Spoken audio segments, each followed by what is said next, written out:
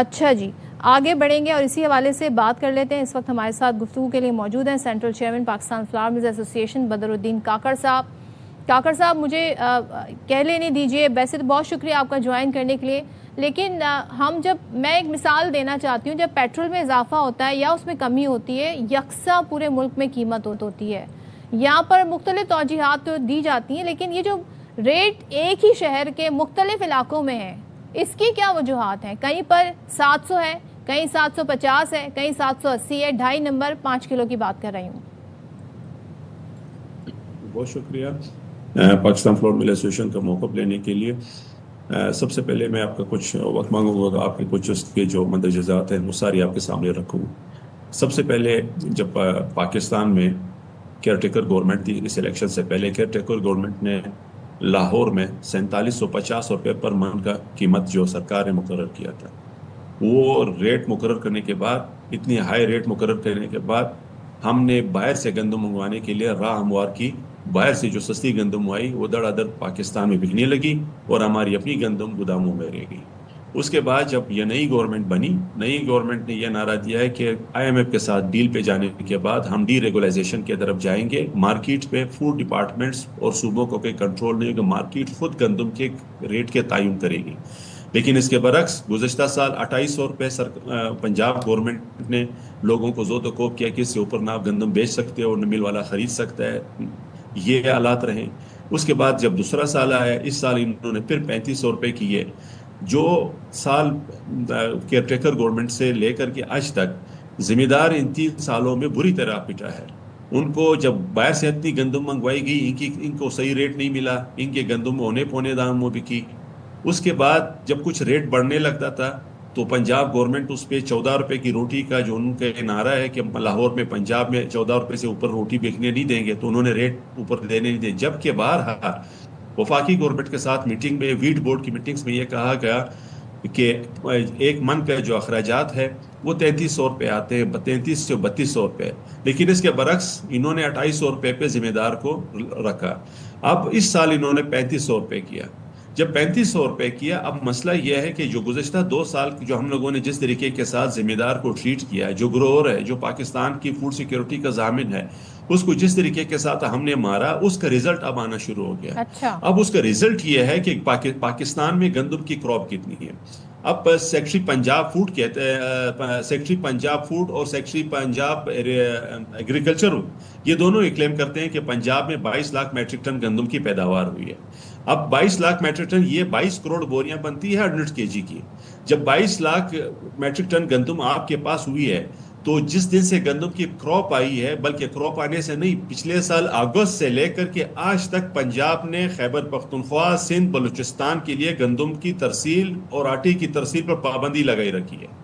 اب ایک چیز یہاں پر، اب پاکستان کی جو فوڈ سیکیورٹی ہے، گندم ان شیپ آف گندم جو ہے، اس کا 75% جو اسٹیک ہولڈر ہے وہ پنجاب گورنمنٹ ہے. ٹھیک ہے. جب 75% جس کے پاس ہے، اس نے پورے ملک کے لیے ایک پابندیاں لگا دی ہے. ڈیمانڈ اور سپلائی متاثر ہو رہا ہے، جیسے آپ کے نمائندوں نے فرمایا. اب کراچی میں جو گندم آئی ہے، یہ پاکستان میں اسی طرح ہوتا ہے، کسی صوبے کا موسم اس طرح موافق نہیں ہوتا تو اس کو دوسرے کی کمی دوسرا کاکڑ صاحب، صوبہ یہ تو پورا ایسی کرتا ہے. بات ہو گئی نا. اب کوئی صوبہ یہ کہہ دے جی ہم تو زیادہ گیس جو ہے جنریٹ کرتے ہیں تو ہم تو نہیں دے رہے، ہم زیادہ شیئر رکھیں گے، بجلی زیادہ یہاں بن رہی ہے تو ہم وہ نہیں دیں گے. کراچی سب سے زیادہ ٹیکس دیتا ہے تو کہیں جی ہم ٹیکس نہیں دے رہے ہیں. تو یہاں پر وفاق کا رول آ جاتا ہے. ان سے کیا بات چیت ہے؟ ان کی کوارڈینیشن کہاں پر ہے؟ وفاق اپنی یہاں پر اپنی فوقیت کھو چکا ہے. رانا تنویر صاحب ہمارے فیڈرل منسٹر انتہائی شریف النفس انسان ہے، لیکن پنجاب گورنمنٹ کے سامنے بے بس نظر آ رہے ہیں. چونکہ پنجاب میں نون لیگ کی گورنمنٹ ہے، ان کے سامنے ان کی بولتی بند ہے. بارہا میٹنگز ہونے کے باوجود، بے شمار لیٹرز ان کو لکھنے کے باوجود، پنجاب گورنمنٹ ان کے کنٹرول میں نہیں آ رہی ہے. پاکستان فلاور مل ایسوسیشن بارہا کہہ چکی ہے کہ پنجاب گورنمنٹ کے کردار کا تعین کیا جائے. اگر پنجاب گورنمنٹ کے کردار کا تعین نہیں کیا جائے گا تو پاکستان کی فوڈ سیکیورٹی باقی صوبوں میں اس طرح انشور نہیں ہوگی. کیونکہ پنجاب کے جو وزیر اطلاعات ہے وہ بارہا کہہ چکی کہ ہمارے لیے پرائرٹی جو ہے پنجاب کی عوام ہے، پاکستان بعد میں ہے.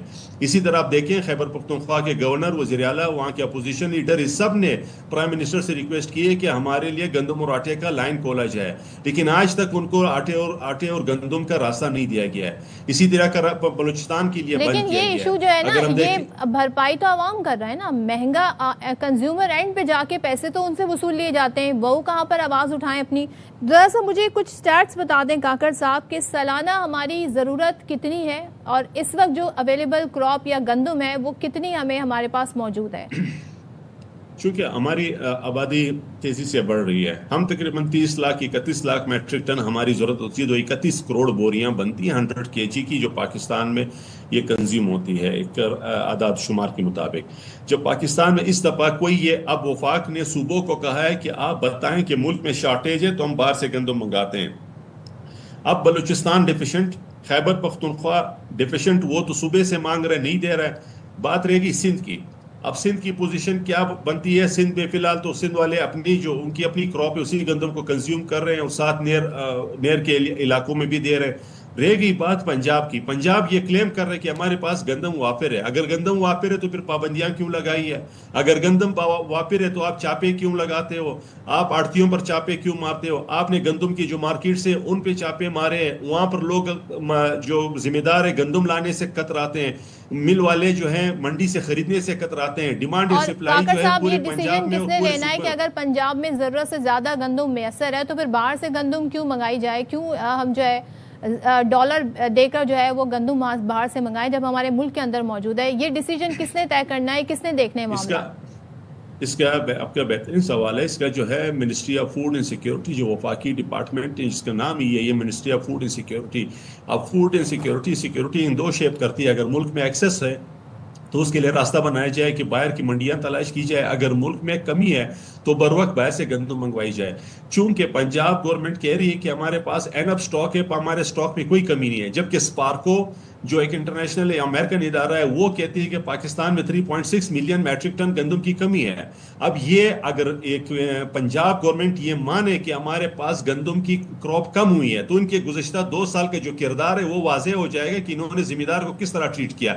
یہ ان کا اقبال جرم ہوگا. یہ اس کو ماننے کو تیار نہیں ہے, اور وفاقی گورنمنٹ یہ بار اپنے اوپر لینے کو تیار نہیں کہ اپنے طرف سے گندم امپورٹ کی پالیسی دے دیں, کیونکہ یہ کہیں کہ صوبوں نے مانگا ہی نہیں ہے تو ہم کیوں گندم باہر سے منگوائیں. تو گزشتہ دنوں جو ECC کی میٹنگ ہوئی اس میں یہی فیصلہ کیا گیا کہ صوبے ڈیمانڈ کریں گے تو ہم باہر سے گندم منگوانے کے لیے سوچیں گے. تو یہ صوبوں اور وفاق کے درمیان کا مسئلہ ہے. صوبے کہہ رہے ہیں کہ ہم خود کفیل ہیں, وہ اس لیے خود کفیل کا نعرہ مار رہے ہیں کہ وہ یہ شو نہیں کرنا چاہتے, یہ بتانا نہیں چاہتے کہ ہم نے ذمہ دار کو کیسے ٹریٹ کیا. ہمارے ملک کی جو فوڈ سیکیورٹی ہے ان شیپ آف گندم وہ کیوں داؤ پر لگی, آج کیوں مہنگا گندم یا نظر آ رہا ہے نا سب کو. اگر صوبے نہ بھی بتائیں تو یہ تو جو صوبوں کو کوارڈینیشن کرنے والا ادارہ ہے وہ جان سکتا ہے, وہ جو منسٹری ہے وہ اس پر بہت سارے سوال اٹھا سکتی ہے. کاکڑ صاحب مجھے ایک چیز بتائیں, کراچی میں بات کروں 1350 1350 روپے میں ہم دیکھ رہے ہیں کہ 2.5 نمبر کا آٹا 10 کلو کا تھیلا مل رہا ہے. یہ اگر پنجاب سے ریلیز ہو جائے یا جس طرح کوارڈینیشن ہے تمام صوبوں کی اس طرح ہو جائے تو پھر تو یہ 800 850 میں ملے. تو اس وقت آپ بتائیے گا بہتری کس طرح آ سکتی ہے ساری صورتحال میں؟ بہتری آئین کے آرٹیکل 150 یہ ہے کہ پورے ملک کے اندر فری موومنٹ جو ہے ٹریڈ کی وہ ہونی چاہیے. اگر یہ آئین کی وائلیشن جو پنجاب گورنمنٹ کر رہی ہے اس سے اس کو باز رکھتے ہیں, فری موومنٹ کو پورے پاکستان میں انشور کیا جاتا ہے, ڈیمانڈ اینڈ سپلائی کے تحت مسابقتی ماحول دیا جائے تاکہ ملز آپس میں مقابلہ کر کے اس کا جو اینڈ یوزر ہے, اینڈ یوزر کو اس کو فائدہ ملنا ہے, جو عام کنزیومر ہے, عام آدمی کو آٹا معیاری اور سستا آٹا ملے گا.